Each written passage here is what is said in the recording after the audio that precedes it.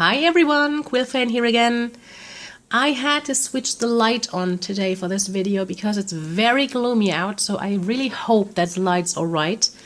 But I really felt like doing another video, and I have a day off.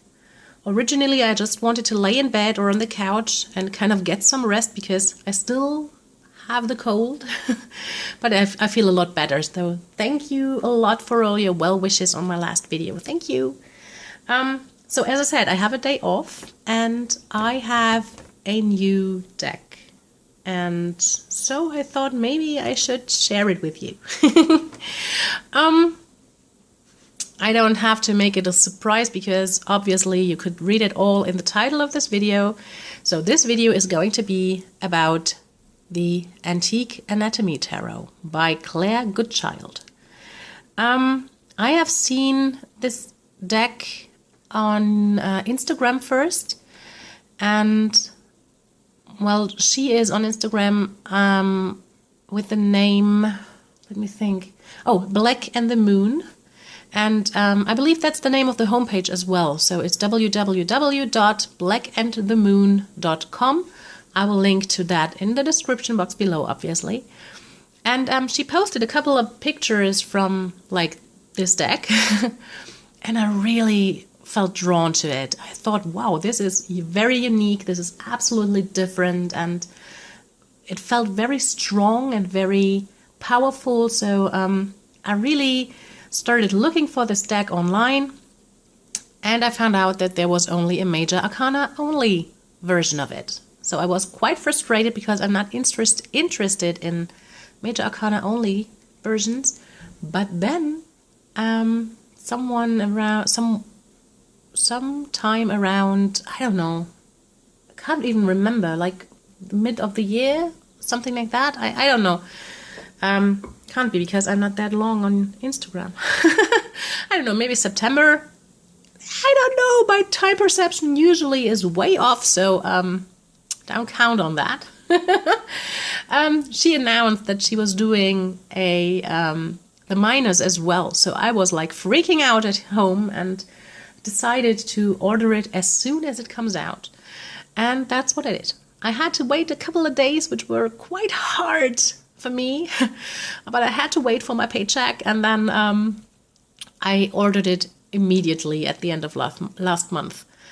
And I was so impatiently waiting for it, so I'm so happy it's here.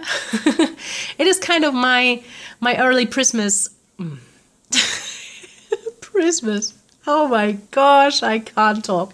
I meant this is my early Christmas present to myself, which I think everyone should, even if it's not Christmas, but you're celebrating Jule or whatever you are celebrating, you should give yourself presents. Like, that's what I believe. Every once in a while you need to give yourself a present. So this is mine, and I am quite happy. It obviously is a lot thicker than this, but I have the Major Arcana kind of separated from the rest. So I can show you everything like very fast. In regards of the cardstock, first I thought this would be like a typical, like maybe a Llewellyn cardstock, but I have the Shadowscape, the Steampunk Tarot here, and it's, I believe this one even is thicker. It's a bit thicker than the Steampunk Tarot. In regards of the size, it's the exact same width and just a bit more lengthy. It has the exact same size as the tarot deck of the Bastard, which is no surprise because it came from the same printer or printing studio. In regards of the back, it's this gorgeous, I have a difficult time avoiding the glare right now because of the lightings on the ceiling, but it has this beautiful leathery print, which I really like. It's a very dark brown. So I think this is beautiful. I will probably do something with the edges because I don't like this gray tone that you get when you have kind of a light front and a dark back. So I'll probably do it to kind of match this vintage looking front. But we'll see. Okay, what do you get with this deck? You get, obviously, this title card with the title of the tarot and the name of the creator and a depiction of the Hierophant, which you will see later on again. And you get what I call a cheat sheet, where you have all the names, the numbers for the major arcana, and the representations that are depicted in the cards for zodiac signs, for the planetary associations, and for the elemental associations. And that's something you only have for the major arcana. So there's not that many symbols on the minor arcana. Oh, before I start, just two things. First, this deck, as the name suggested, like Antique Anatomy, is full of anatomy and drawings of anatomy. So if you're not comfortable watching like skeletons, bones, skulls, inner organs, then this video probably isn't the right for you. So you might want to stop watching. The other thing is, I have just looked through the cards once, so I can't, I have to figure out a couple cards myself still. So I can't kind of talk you through each and every card. So maybe this might be a faster one for a walkthrough of mine. So we'll see. So, but now without further ado, let's start. So here we have the Fool. As you can see, what I meant with the symbols is you have the symbol of air on this card, and then you have the symbol of Uranus on this card.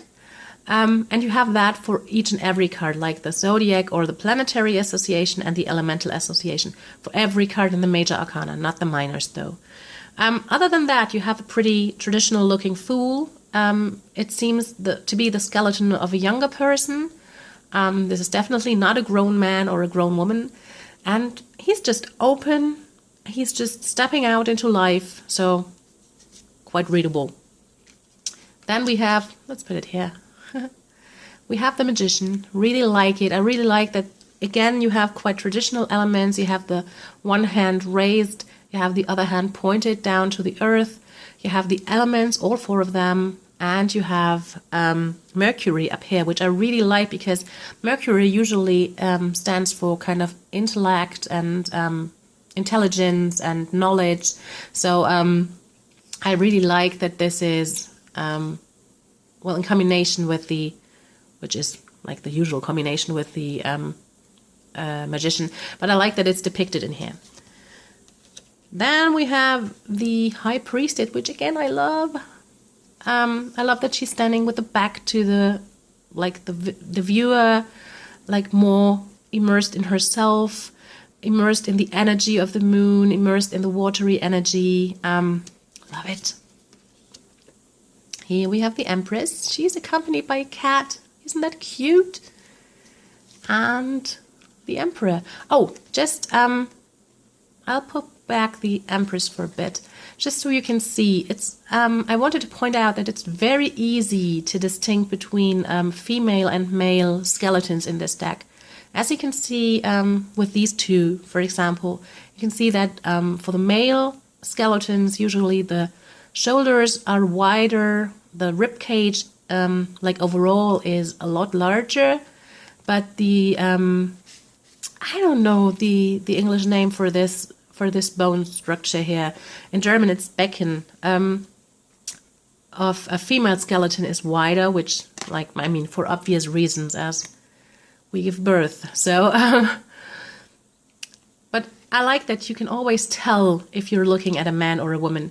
For children, obviously, it's not the case because they're pretty neutral just in regards of the skeleton, but the female and the male skeleton differ a lot, and it's depicted in here, which I like. So, now to the Emperor, and I have to talk about the Emperor for just a second because I love this card. This specific card, it's one of my faves. Honestly, I love it. I love that the first time I looked at this card, it really radiated kind of authority and majesty. And I love how he's controlling his dog, his large dog, without any effort. He's petting it. There's no leash, and he doesn't need a leash. And I don't feel like he's kind of holding him still. It's just he's very comfortable in the position he's in. And what I really love is that there is no scepter or crown or something like that, but he's leaning on a shovel. And so to me, that means that he's quite practical. He can take practical manners in his hands, and he knows how to work them, and he knows how to deal with stuff, and how to set up rules, and how to follow them, and how to make them to be followed. Ignore my words or wrong grammar. But again, I just love this card. Here's the Hierophant. Again, that's the card at the front of the deck. The Lovers. All about decision making, like this one. The Chariot. There's not too much movement in the card, which is a bit sad, but it's absolutely readable, and it's a very nice depiction. And I like it. I like it nonetheless. And I love the Strength card. You definitely have a woman here. You have the skeleton of what I believe might be a lion. It's definitely some hunting animal, just in regards of the teeth. I love how she's not even looking at this wild animal. How she can control it just with her presence. And she's kind of caressing it almost. And I mean, look at the expression. Look at the expression on her face. I mean, there are no lips and no eyes and no muscles to pull some skin. But in the skull, this expression is like, this is so beautiful and peaceful and joyful. And I just love the Strength card. So gorgeous. And the next one I love as well, which is the Hermit. I very recently had a conversation with a friend about how she likes to set herself some time limits whenever she feels like she needs to kind of go under the covers and kind of go into solitude, so that she cannot hide from the world like for a long time or endlessly, but she has to kind of just make the best out of the time that she has in solitude.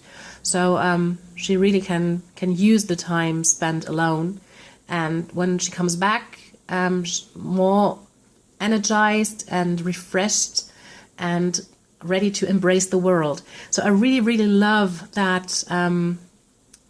Just to have this hourglass in here with the Hermit to remind me of that. So gorgeous. Here we have the Wheel of Fortune. And again, there's a beautiful detail on it, because I believe what you see up here might be a birth chart. I am not 100% sure, because I don't have knowledge about birth charts, but I believe, just looking at it, I believe this actually might be a birth chart. And I like what you can do with this in combination with the Wheel of Fortune. Beautiful. Justice. You have the heart depicted, you have the brain depicted, and they are in balance. What more could you ask for? Beautiful. Here's the Hanged Man, which is quite a traditional depiction. I would have loved me some arms, though. The Death card. Gorgeous. I mean, that's just gorgeous. I love how he's kind of playing or taking in the energy that is kind of symbolized in here just by a Scorpio, the symbol for Scorpio and the symbol for water. I love, like very much love, that there's all moon cycles depicted up here. So you have this kind of new beginning, you have this transformative aspect, you have this aspect of cycles with death. Love it. Gorgeous. Here we can see Temperance, and she is what Temperance is all about, because you have a human skeleton, you have bat wings, and you have kind of bird feet, and it's all merged together. It's a new species is created in this card, and that's what is Temperance. Temperance is kind of integrating things. Love this one. Here we have the Devil, which is quite traditional again, and I love that there are no chains. What came to my mind when I first thought this was a lot about addiction and kind of worshipping, not so much the wrong idols, but being so focused on one thing, being so addicted to one thing that you ignore the rest, that you ignore everything else. So really like this one. And I love the Tower. Excuse me.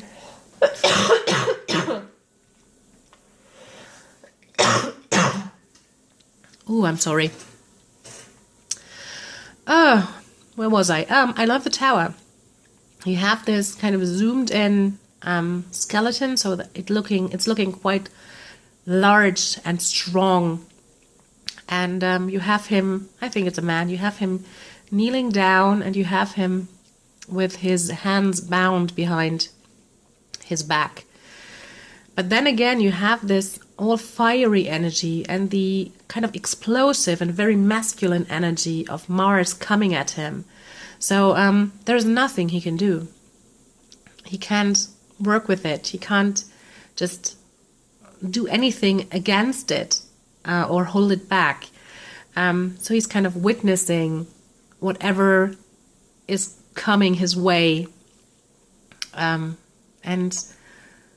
I like it. I really like this idea of, okay, there is something coming, and you can't do anything. You will be able to survive. You will be able to work through. In this case, I really like how this energy is coming at him, and how, again, his arms or his hands are bound. Love this one. I don't have to talk about the star very much because, as usual, I like it. I really like the poster, and I really love that you can see all of the star constellations up here. So it really has this kind of feeling of a compass. Is that an English word? Like giving you direction, giving you a goal, a place to look for, or a thing to look for to stir in the right direction. Love this one. And again, I love the moon. I love a lot of the cards. I just realized how many cards I love, because I really adore this one again, because you have all of the phases of the moon, or the whole moon cycle here. You have... I love her posture again, because her head is facing kind of towards the back of the card, towards this image, whereas her body is facing towards the viewer. So there's a lot you can do with this. You can go either direction. Like for me, usually the moon card comes up when it's about following my intuition and trusting my intuition, and looking at things that are hidden beneath the surface. So that's usually when the moon card comes up for me. But there is, of course, the aspect of things looking different than they are, and maybe even the kind of scary aspect of the moon. And you can kind of go either way with this card, just because of her posture, of her body. She really doesn't know where she is going, like, because she's not looking in the direction her body is going. So, like this one. the sun. I have to say I don't fully understand it because I really love like all of this, because you have a skeleton, you have a female skeleton, you have the sun here, you have the fire here. They are looking at each other. There's clarity in this card. There is joy in this card. I just don't know about this 7-pointed star, but that's just because I don't know. It might add a beautiful layer to this card. I just have to kind of research it first. There's a pretty traditional judgment card. And last but not least, we have the world. And I really love that there is this kind of generational aspect to this card. Beautiful. I will quickly lay down all the aces and I'll be right back. All right. Oopsie. I'm back again. So, as you can see, all of the aces are just arms and the elemental signs, like in the hand or near the hand. So it's a bit like with the Rider-Waite-Smith, where you have the arm holding like a sword or holding a cup, holding a wand. So you have kind of a similar depiction in here as well. And we will start with the fire suit. I will probably mix up fire and wands or cups and water a lot, because I'm just so used to use like cups and wands. So I'm sorry in advance. And was that the right phrase? I don't know, but I'm sorry. And I hope you don't mind. I'll try my very best to use the elements. Okay, so here we have the Ace of Fire, or the 1 of Fire, the 2 of Fire, the 3. I have to think about this one a bit. The 4, which is a bit like a like homely or a shelter, like it. The 5. This is cool. The 6, I have to say I don't get it right now. I don't know why this is about celebration or success or something like that. I have to kind of think about this a bit further. I love the 7 of Fire, though. Excuse me. I love the depiction here. I love that it's not just bones, but it's, oh, holy cow, I don't know the English word. Drüsen. Drüsen und Blutgefäße. So it's like veins and, I don't know how these structures are called in English. Whatever. And I love that you have this kind of monster or this kind of snake coming out of his mouth. So that's screaming self-defense. Love this one. We have the 8 of Fire. There's not much movement, but we all know the cards where you just see the staffs or the wands, 8 of Wands on the card. So it kind of triggers the same meaning in me. I love the 9 of Fire. And here's the 10 of Fire, which again, I love. I love how this backbone is just bended due to the weight. And I love that, again, you can go off of this card in whatever direction you prefer to read the 10 of Wands. Like for me, usually it comes up as a warning of me trying to bite off more than I can chew.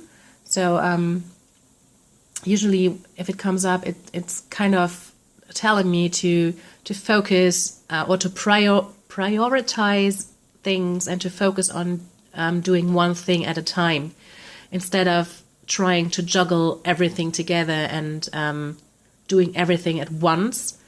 But that's not always the case. Usually it's like that if the card comes up for me, but sometimes it's like this encouragement of just holding on a bit further, and the goal is near, and you can do this, and you have this responsibility, and but you can really work your way up.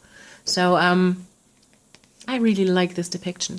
As you can see, I didn't include the court cards right now. I will show them later. For now, we're just going on just ace to 10. Here we have the air suit. Again, just the arm and the air element. I somewhat really like the Two of Swords. I like how she is kind of split up. I like how she's totally unable to move, just in regards of her knees being kind of, she's just restraining herself, so she has her legs crossed. I just like this card. I like this card. Speaks volume. Love this. And to be honest, this one is stunning. This is so clear. There is no way you can I'm sorry, you can misread this card, because you have you have a leg. That's what I wanted to say. Have a leg here, you have a feet here, and it's standing on a heart. I don't know if you can see it, probably that's the drawing of a heart. So there's a heart being crushed. I mean, what's not to understand about this card? Whereas this one I have to think about a bit more. I mean, I know the meaning. I know it's usually depicted as like 4 swords pointing at a sleeping or resting person. I'm not too sure about this, like half skeleton and these, I don't know even what this is, like wands, all pointing at it. I have to think about this a bit more. I love the 5 of air, though. Again, you have all these hands like grabbing and wanting something from this skeleton, or this skull in the middle. You have the skeleton. Oh my gosh. You have the skull kind of screaming out. Maybe I sometimes I have this feeling of laughing manically. So like this one as well. But I really like this energy of this card. So it hits. There's a lot of movement in this one. I will turn it sideways so you can see it's like in the start position of a race in 2 directions. I don't know why there's a brain in the middle, but I will figure it out myself sometime. Here we have the 7 of air, and there's a lot of structure and bones missing here, I have to say. I don't have that huge explanation for the 8 of air. I have to think about this further. Whereas I love the 9 of air. I mean, this is scary. This is definitely like the monster under the bed, so love this one. And I love the 10 of air as well. I mean, look at this cracks in the skeleton. This is gorgeous. Off to the water suit. I almost said cups, but I could restrain myself. So the ace of water, the 2 of water, which is absolutely readable. I'm not too fond of them being glued together though.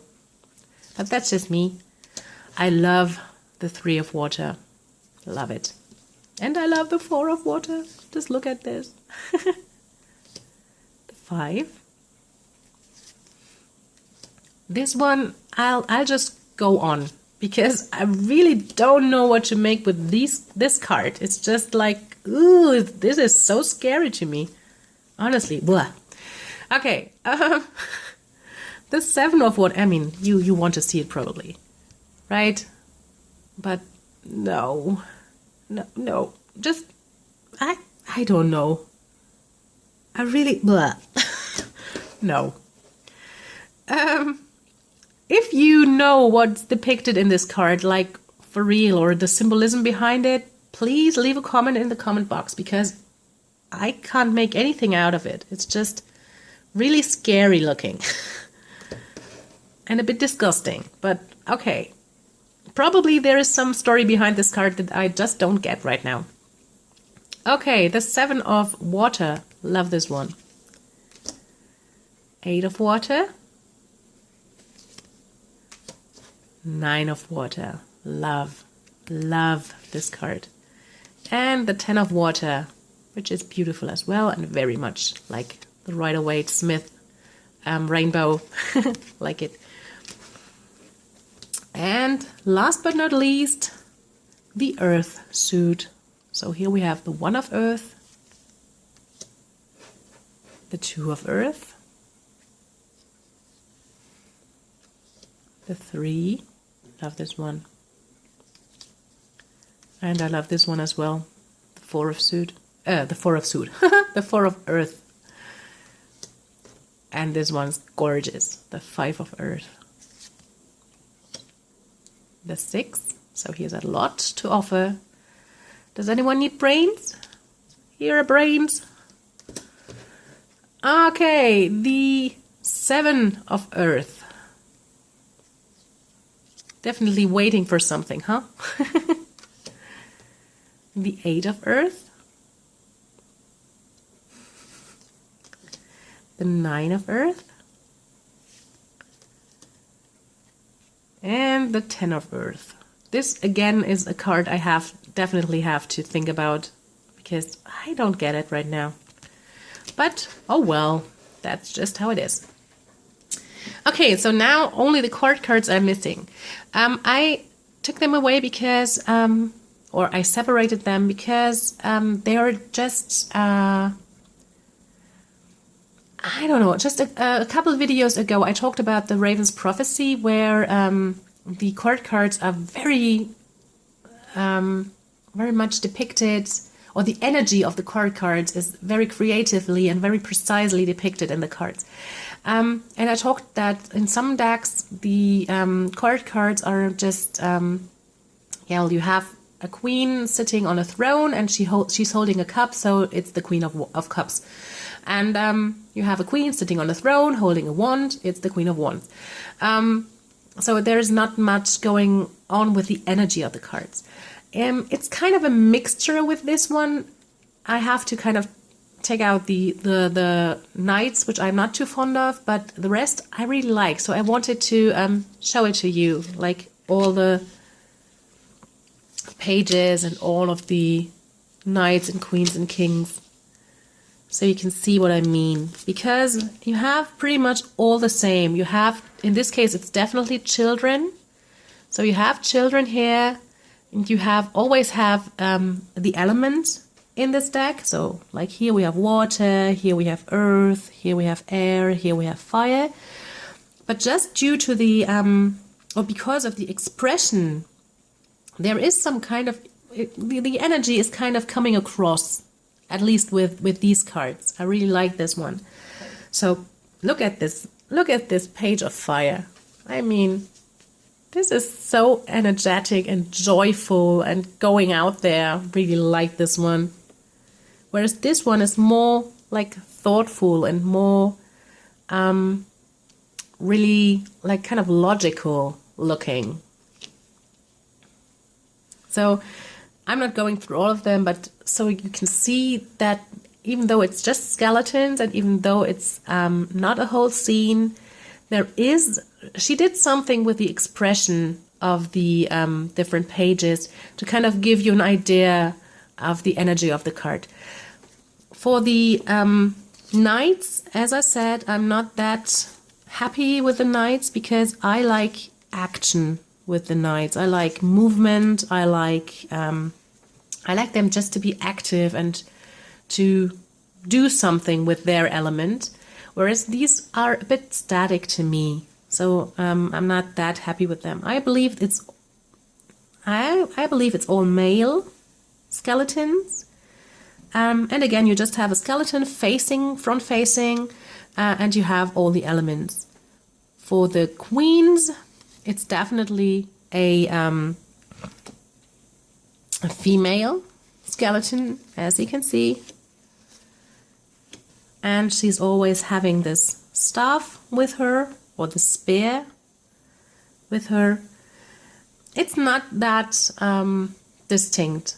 Like if you couldn't read what's written down here, and if there wasn't this the symbol for the element, I don't know if you would get it. So I'm not like too sure about it. But again, I like, for example, I really love, honestly, I like them nonetheless. Like I love the fiery attitude, like this front facing, going up there. If you just look at those two, both are front facing, looking at the front.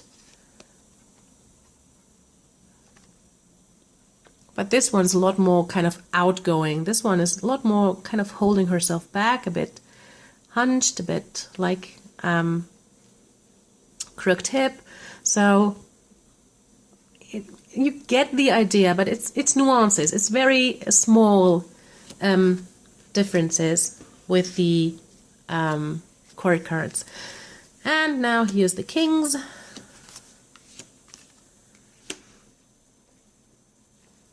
So again, I believe that if you would just see like maybe a king and a I don't know, a knight in a reading, you probably couldn't just distinct between the two just in regards of the images. So if you wouldn't read this and you would maybe see, I don't know, this card and this card, I don't think that you could tell me which one is the king. So it's a bit difficult, and that's why I kind of wanted to split them up, because it's a bit more like with those decks with just, like I said, a queen sitting on a throne holding a cup equals the Queen of Cups. So in this case, you really have to kind of go with what is written on the card. Maybe they will kind of come to life more after a while. Right now, it's very, it's just nuances that kind of speak volume. But the pages, I believe the pages are the most talkative of the court cards. Although I like all of them, but you kind of have to pay attention to the name or the title of the card to get them. All right, so that's it. That's the whole deck done, and now you can see it in all its glory, because this is how thick it is in reality. I haven't shown it to you before. I did do a... no, there's something missing. I was thinking about where is the Major Arcana? Why is it so thin? So now this is the whole deck. I did a deck interview with this deck when it came to me, or the next day. Like I did the deck interview yesterday, and it was quite powerful, I have to say. So this deck, it knows what it wants to say. And so I really like it. Usually decks have kind of a a distinct feel to them for me. So I usually know when to use a deck, or when I want to use a deck, right from the start. So it might be like a specific season I want to use it for, or a specific type of question, or maybe a specific element that is associated to this deck for me. And it's the same with this one. Again, this is highly personal, so don't count me on that, but it could be totally different for you. But to me, this deck kind of feels not like an everyday deck. It feels like a deck for special occasions, and specifically for occasions that are in somewhat in line with planets. So, or, I mean, the moon isn't the planet, but like, for example, nonetheless, the moon.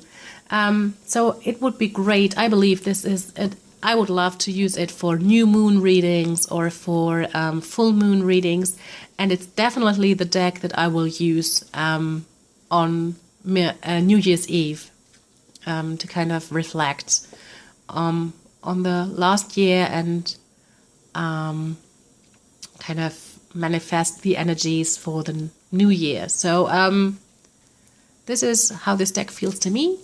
If you want to kind of see the deck interview I did, leave a comment down below, because I don't want to include it right now because I'm already at 40 minutes and I wanted to keep this shorter. I didn't manage to. So, as I already said in my last video, and I apologize for just wishing you all a Merry Christmas, because obviously there is not just Christian people out there. So whatever holidays you are celebrating, whether it's Jewel, whether it's Christmas, whether it's whatever family holiday you've created, I wish you beautiful holidays and just wonderful days and a lot of love and laughter and light and all right. Have a beautiful day. Bye.